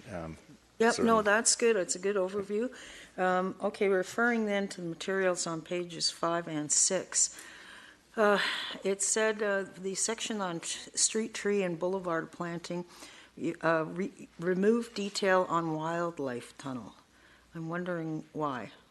Sevi? I'm sorry, Your Worship, can I ask for the page numbers again, 5 and 6? 6. This is page 6, the section just above Schedule 1.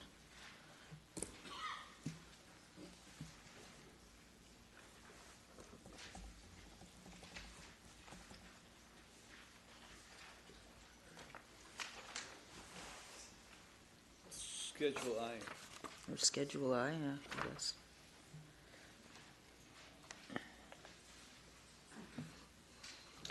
These are being replaced with revised drawings, Ms. Anderson?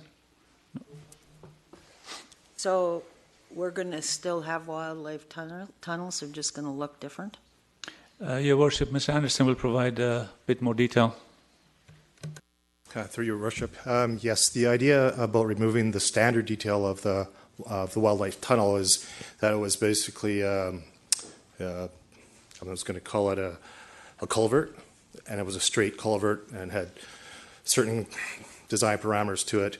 When we found that when we were implementing them, in the field, there was a number of different variables, existing infrastructure in the way, large pipes, this thing, or the other thing. So while we decided to take it out, but the intent is where wildlife tunnel is supposed to be, that they'll be designed so that they convey the wildlife as per design.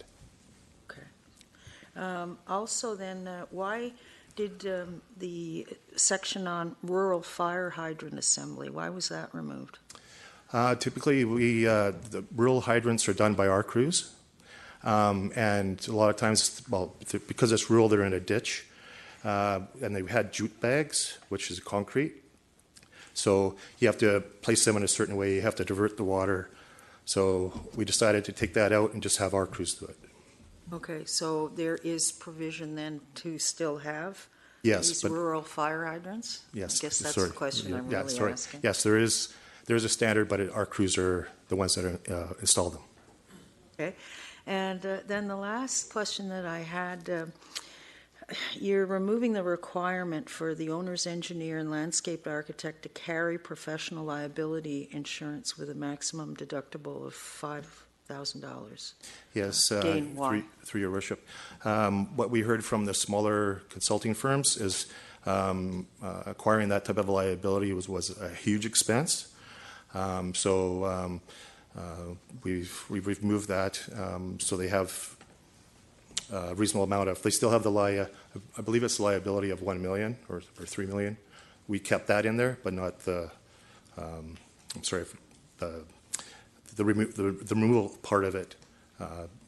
It was just more of a cost expense for the smaller companies. It was too onerous for. So if there's a failure to perform, we have a backup then? Through the liability insurance. Through the liability, yeah. Okay. Thank you. Thank you. Councillor Arneson? Yes, thank you very much. I had a couple of questions, but first of all, I have to preface this by saying that I read every word.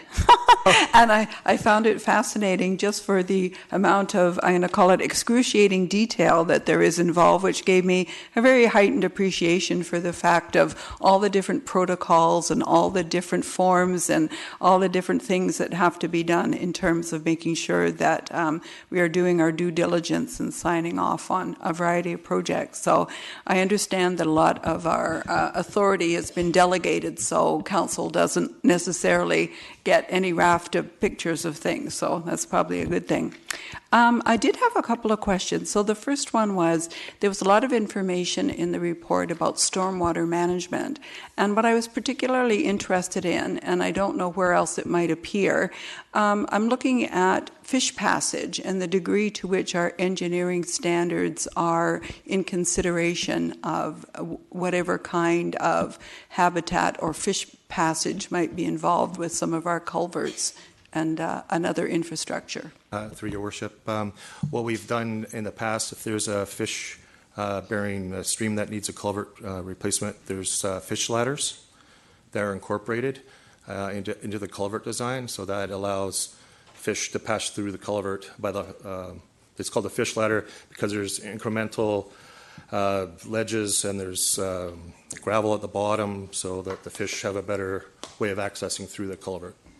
I'm familiar with those because I think they can also get silted, and it makes a nice bed for some habitat for them too.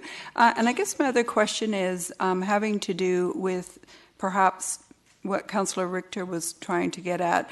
I looked at the materials from page 440 on, having to do with tree protection, and I thought it might offer an opportunity for staff to come and talk to us about that specific component, because now that we are in anticipation of a tree bylaw, it seemed like we could look at complementary ways to make sure that we're doing our best to try and protect our tree canopy. Thank you. Yes. Okay. All right, then I will make a... That is a separate motion after okay, this. perfect. Yeah. Okay, I'm ready.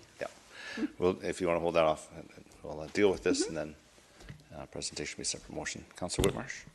Yes, thank you. Just a couple of questions through your worship to staff.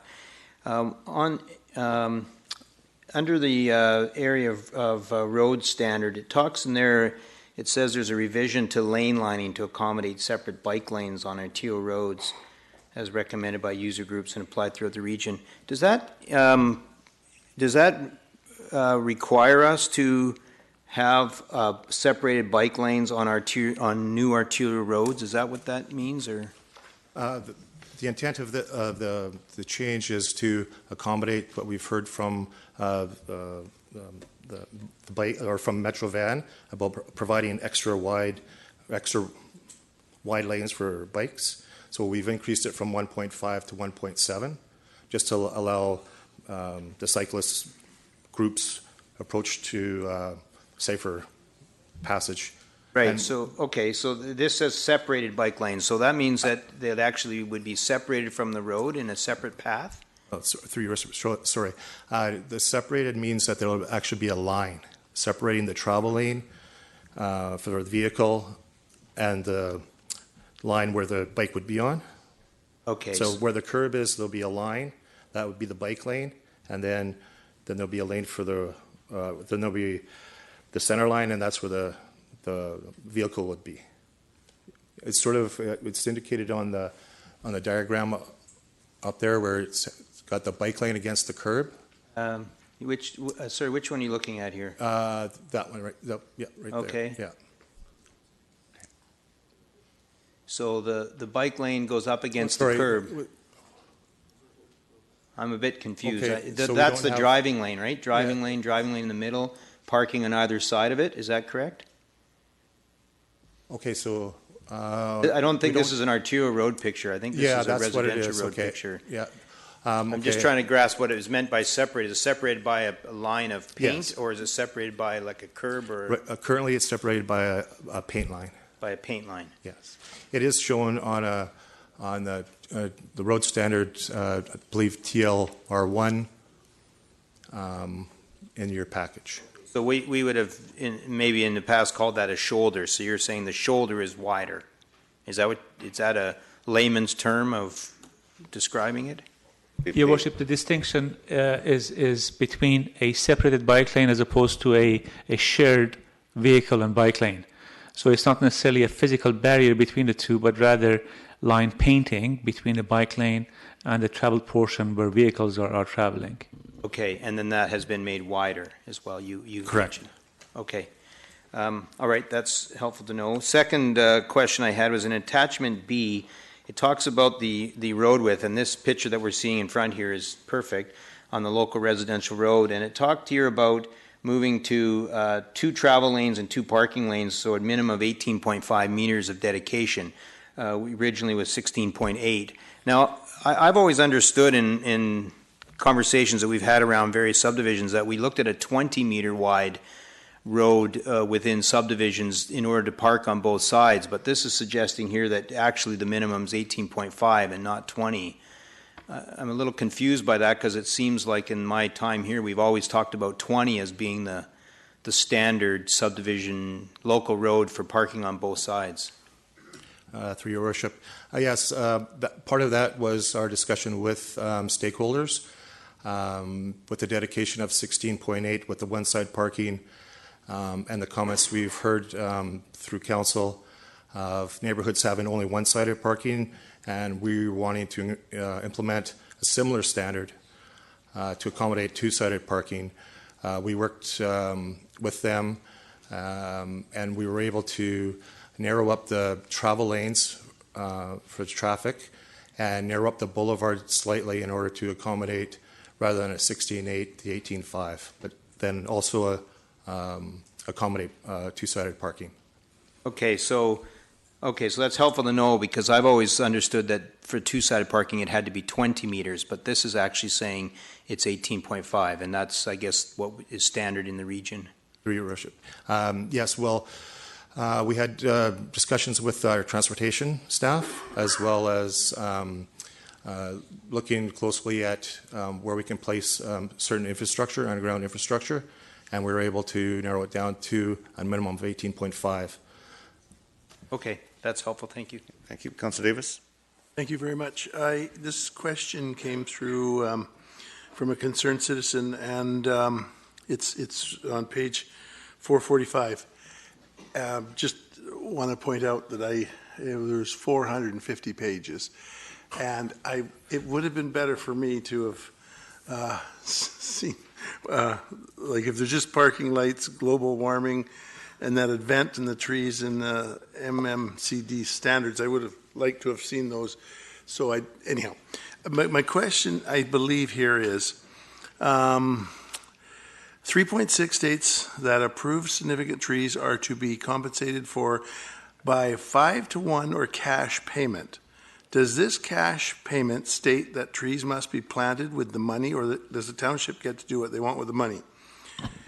And if you go down, if you read it, it says here, only those significant trees shown on the tree management plan for removal may be cut, removed, or relocated. Significant trees that are cut or removed which have been identified for retention to be compensated at a 5-to-1 ratio or through a cash in lieu of payment. Could you just explain that to me? Or Mr. Safi? Your Worship, perhaps I can take a stab, and Mr. Anderson can fill in.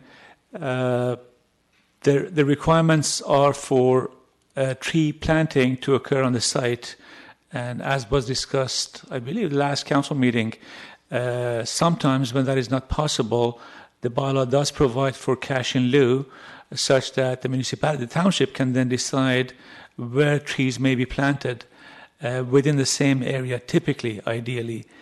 And pursuant to council direction, there was a memorandum that was provided to council identifying the number and location of recent plantings using cash in lieu contributions from the development community that included streamside setback areas, as well as passive parks, as well as greenway corridors, etc., etc. So it is earmarked for tree planting only and cannot be used for anything else. Okay, so I guess, is it 5 trees to 1 cut down? That's correct. And when it's in the area, you say same area, it means, yeah, the way you explained it, it was in the area. It's not necessarily on the development parcel of property. That's correct, because sometimes, as you can appreciate, Your Worship, through you to Councillor Davis, as you can appreciate, sometimes it may not be possible to accommodate the number of trees that are required for replanting on a site. So that doesn't absolve the developer of the responsibility, so we just take the money and we plant it somewhere else. Okay, just a quick, is this going to be a conflict with our tree bylaw that we're putting in next? Is there, I know this is a service thing, but this probably is probably covered in our tree bylaw. And sorry, I don't know the answer to that, but I suppose it will be.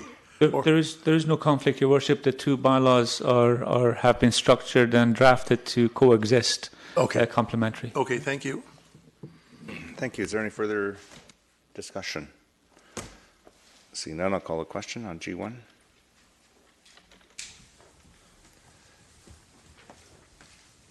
It carries unanimously.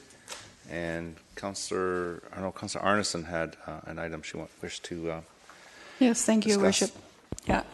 Yeah. So I'd like to make a motion to refer the materials from Bylaw 5382 regarding tree protection. So from page 440 to the end of the report to our July 22nd council meeting for a presentation from relevant staff with respect to the operation of these guidelines in order to create an opportunity for more expanded question and answers further to the overall goal of protecting and enhancing our urban tree canopy through the development process. Seconded by Councillor Richter. Open up discussion on this motion. Councillor Davis. Is this okay? Sorry. Is this motion? We're voting on the tree bylaw tonight, and the minute if it passes, it will go into effect. But I guess it's got nothing to do. This has nothing to do with what we. This is totally separate on the service agreement. Right. Okay. Thank you. Development. Yeah. Councillor Whitmarsh. Yeah, just for clarification to the mover, we just passed G1 or first, second, third reading. It's passed. So what you're asking for is to take that section on trees to have staff present to us so that we understand it better. Is that what you're asking for? Hang on. Sorry. Yeah. Really, what I wanted was to carve that out to create more or less a division. However, under the circumstances, it's probably wise just to continue because we have passed this already. But I would like the opportunity to be able to ask more questions because I think we need to have a firmer understanding, shall we say, of the degree to which our development protocols either protect or detract from tree protection. And in the event that we find out that there are some things that we find to be problematic, then I don't see why we couldn't move to amend, even at that early stage.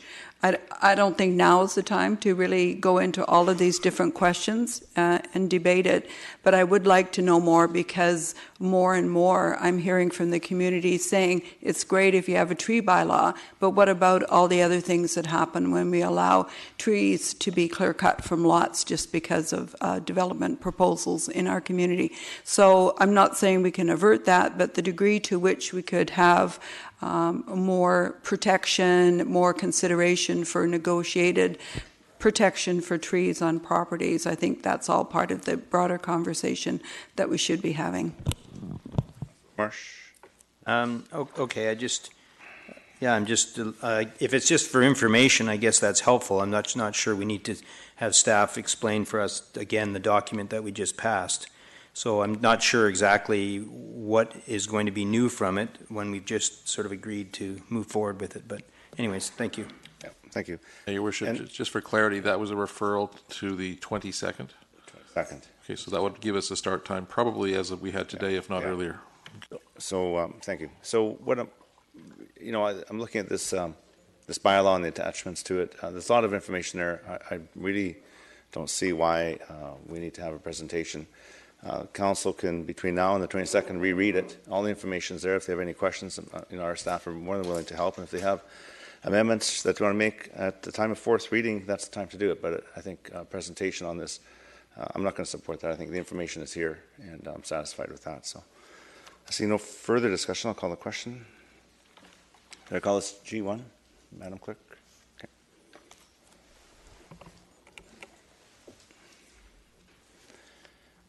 And the motion fails with Councillor Ferguson, Councillor Whitmarsh, Councillor Coons, Mayor Froese, Councillor Woodward opposed.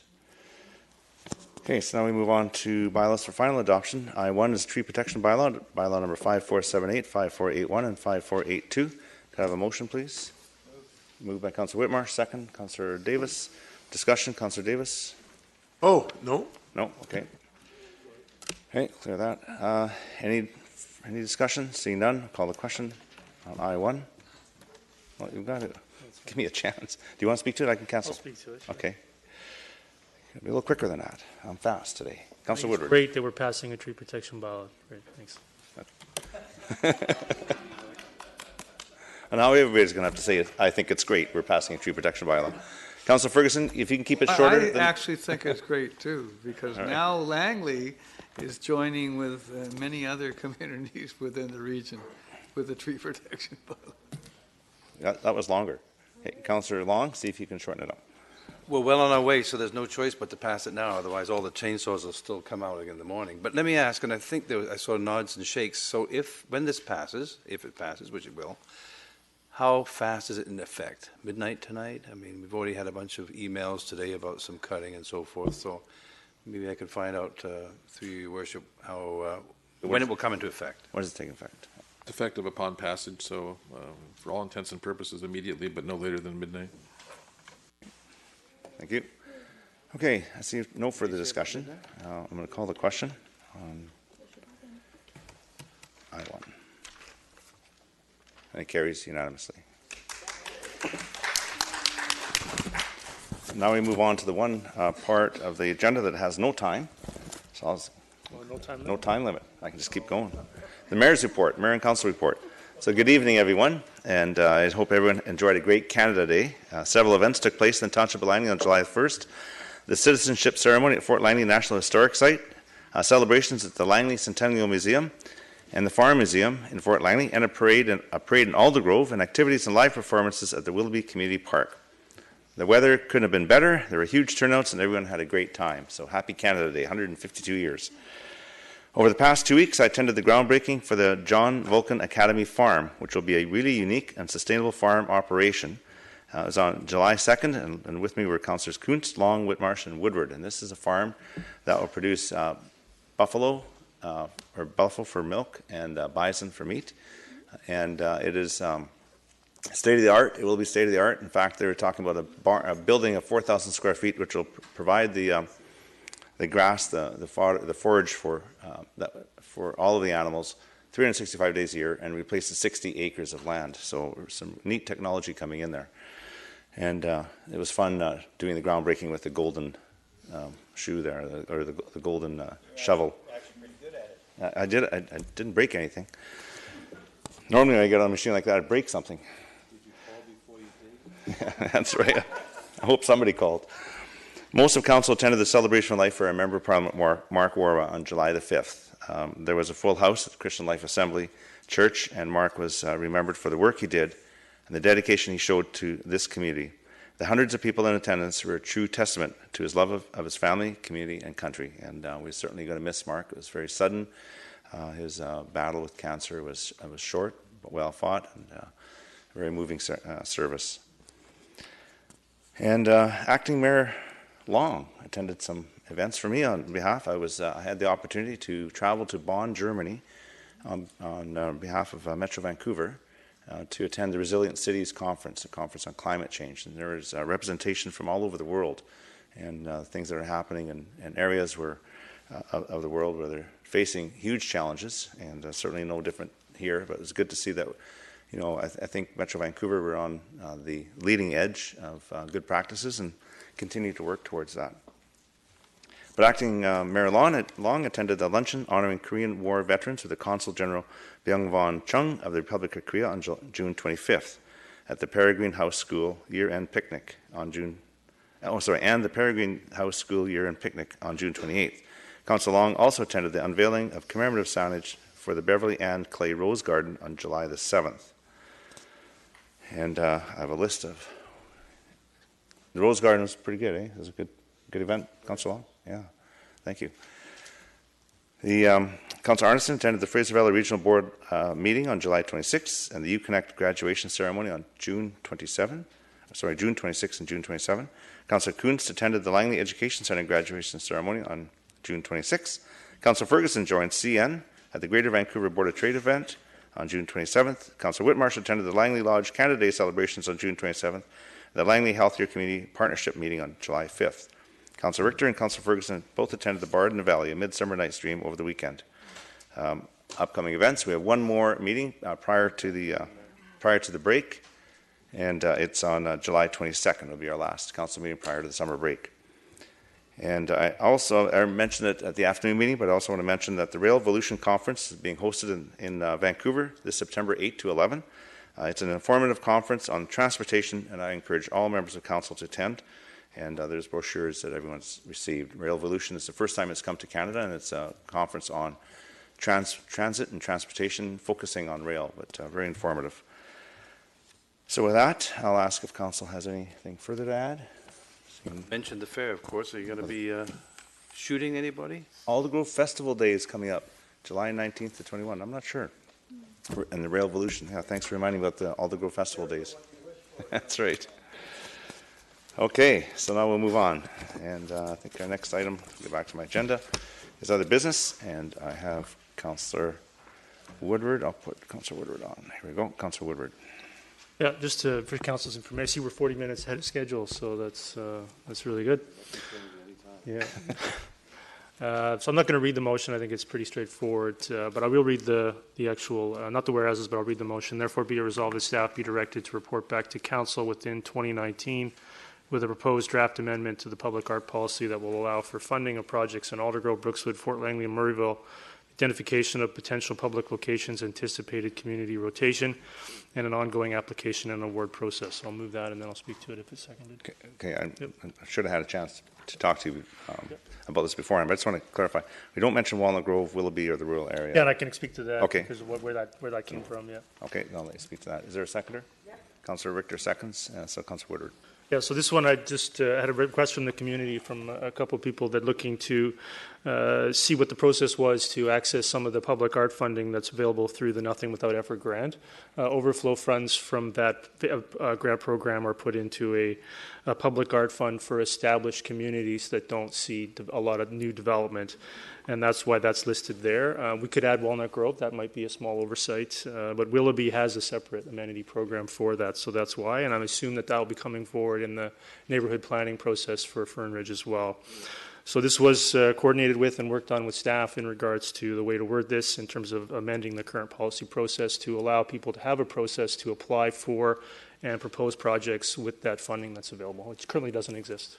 We had Walnut Grove in the rural Sure, area. yeah, 'cause that absolutely. includes- Yep. This was worked on. We can certainly add it or make it more general to allow for some flexibility. Sure. But that was the rationale, and that okay. was the process from it. Fair enough. Is that sufficient for staff direction, adding Walnut Grove, the rural area, as Willoughby has its own policy, we're clear on that. So just do that by unanimous consent as an amendment. No objection. Okay. So Councillor Richter? Oh, okay. Okay. So I see no further discussion. I'll call the question on M1. It carries unanimously. Is there any other business? Councillor Richter? Yes, I would like to refer delegations D1, D2, D3, and D5 to staff for a report.